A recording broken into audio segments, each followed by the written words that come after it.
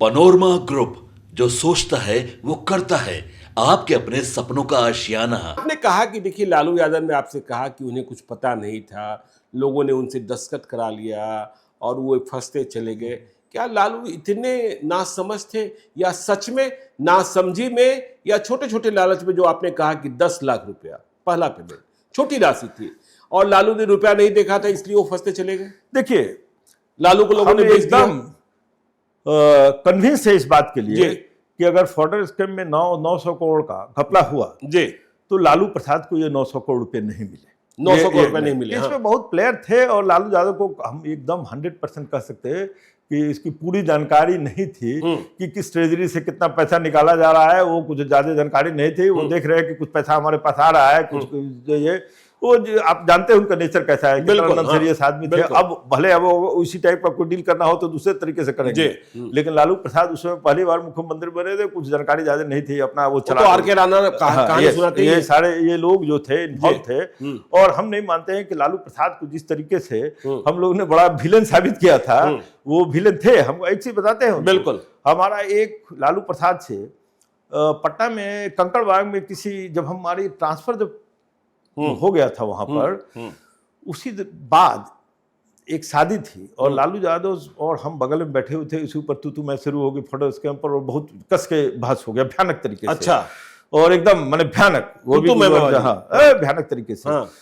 तो अंत में लालू यादव ने कहा कि हमको तो बड़ा खुश है तुम जा रहे हो दिल्ली, कि दिल्ली जाओगे तो तुम्हारा आँख खुल जाएगा, इसलिए कि तुम लोग मानते हो कि बिहार में सबसे बड़े हम भ्रष्टाचारी हैं। बिल्कुल, हाँ। तुम जब जाओगे तो दिल्ली में तो पता लगेगा कि दिल्ली में कितने बड़े बड़े शार्क पड़े हुए हैं जी। आज बैठ कर सारे लोग हमको इंडिया में विलिफाई कर रहे हैं। आज दिल्ली जब जाओगे तो अगर इस तरह की पत्रकारिता कर पाओगे तो तुम हमको बताना। अच्छा। दिल्ली में आंख खुल जाएगी तुम्हारी। और लालू यादव ने सही बात ये कही थी। दिल्ली ज्ञानेश्वर जी आप भी जानते हैं, तो जब हम दिल्ली गए और देखे कितने बड़े बड़े स्कैम हो रहे हैं, हजारों हजार करोड़ के, है ना, बिल्कुल, तब हमको लगा कि बिहार का पत्रकार कैसा है। वो बिहार का पत्रकार था कि इतने उस अनुपात में एक छोटे करप्शन के केस को भी हर ऑड के अगेंस्ट में भी बिहार के पत्रकारों ने इसको लड़ा। बिहार के पत्रकारों ने लड़ा। बिल्कुल। ये भले कुछ लोगों ने केस किए हों हाई कोर्ट में और चाहे जहां भी, लेकिन बिहार के पत्रकारों की ये लड़ाई रही जिन्होंने इसको यहां तक लाया। अच्छा, एकदम मेरा मानना है। आप सभी लोग उसमें कितना सक्रिय थे, आप लोगों ने सुबह से शाम तक उसमें लगा रहता था। डीपी ओझा का किस्सा सुना दीजिए ना। डीपी ओझा का किस्सा। देखिए, डीपी ओझा और डीपी ओझा नहीं और लोगों पर हम आते हैं जी। उस समय इनकम टैक्स में भी एक ऑफिसर थे, अभी भी है, उनकी भी संलग्नता थी। उन विश्वास ने हमको बताया कि देखो ऐसा ऐसा है। हमने उनसे बात किया था जी कि देखिए आप इसमें मदद कीजिएगा सीबीआई को, तो एक जो रास्ता रहता है लीगल तरीके से आपको बचाने का, उसका रास्ता निकाला जा सकता है। अच्छा, और डायरेक्टली नहीं, डायरेक्टली आपको मदद करेंगे हम लोग, लेकिन आप मदद कीजिए क्योंकि आप इन्वॉल्व में पैसा आपने लिया है। अच्छा, हाँ, और इसका एविडेंस है। लेकिन अगर आप मदद करते हैं सीबीआई को इसको करप्शन को सामने लाने में, तो यून विश्वास डेफिनेटली रेसिप्रोकेट करेंगे एक लीगल जो तरीका रहता है उस तरीके से। बिल्कुल। और उन्होंने कोऑपरेट किया था। बहुत सारे चीजें थी, बहुत सारे लोगों को हमने मदद किया था उसमें, क्योंकि उनको मदद करने के लिए बहुत सारे उनको डॉक्यूमेंट को हमको अपने पास रखना पड़ा कि कहीं अगर रेड हो जाए तो ये। अच्छा, डॉक्यूमेंट भी अपने पास आप रखे हो? यस, रखने पड़े। उसमें एक और अफसर का नाम अभी आते हैं वहां को, जो बहुत बड़े कलरफुल अफसर है, जो झारखंड के चीफ सेक्रेटरी बने। अच्छा, हाँ, तो ये झारखंड के चीफ सेक्रेटरी जो बने थे वो कौन थे अभी? दुबे जी? नहीं।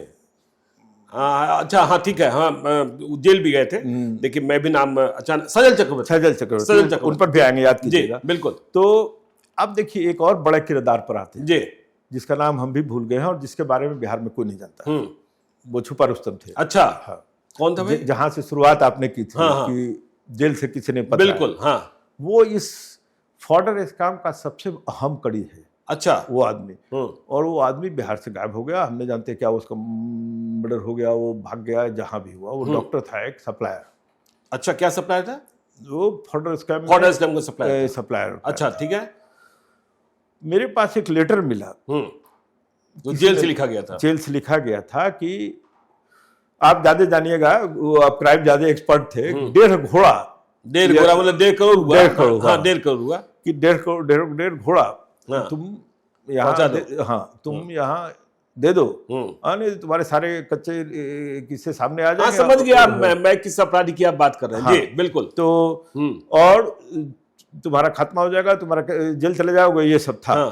वो लेटर हमको मिला और उसका हमने खोजा, उसके घर पर फोन किए, वो नहीं था, उसकी वाइफ उसको धमकी दी गई थी। हाँ उसको फोन किए, उसकी वाइफ से बात हुई, हमने बताया कि ऐसा ऐसा चीज है, उनका रिएक्शन हमको लेना है। उसकी वाइफ ने मेरा एड्रेस लिया और मेरे सीधे पायनियर ऑफिस में पहुंच गई। अच्छा, फ्रेजर रोड। और मेरे पैर पर वो पड़ गई। पैर पर पड़ गई? हाँ। देखिए हम लोग इसमें इन्वॉल्व नहीं है, हमारा तो घर बर्बाद हो गया, मेरा सब पैसा चला गया। इन लोगों ने हमने सप्लाई किया, ये किया, इन्होंने जरूर किया, लेकिन इनको रिटर्न नहीं मिला और इनका सब बहुत लॉस हो गया, हम लोग बर्बाद हो गए हैं, ये मेरी स्थिति है। हम कहें कि देखिए जो भी स्थिति है आपको हम तभी मदद कर सकते हैं, हम गैर कानूनी काम तो नहीं कर सकते हैं। बिल्कुल। लेकिन आप उनको कहिए कि वो कॉपरेट करें, कॉपरेट करें, भागने से नहीं होगा, जल जाएंगे। कॉपरेट करें अगर तो उनको हम लोग राहत मिल सकती है, सुरक्षा मिल सकती है, बचाने की कोशिश की जा सकती है, उनको बैग रख सकते हैं, वो अरेस्ट नहीं होंगे, ये सबका हम कोशिश जरूर करेंगे। हम सीबीआई का अफसर तो हम नहीं है, लेकिन हम बात कर सकते हैं कि अगर क्या मदद की जा सकती है। नेचुरली हम कोई कमिटमेंट तो नहीं दे सकते, लेकिन आदमी मदद करने की कोशिश करता है। वो फाइनली आदमी मिला।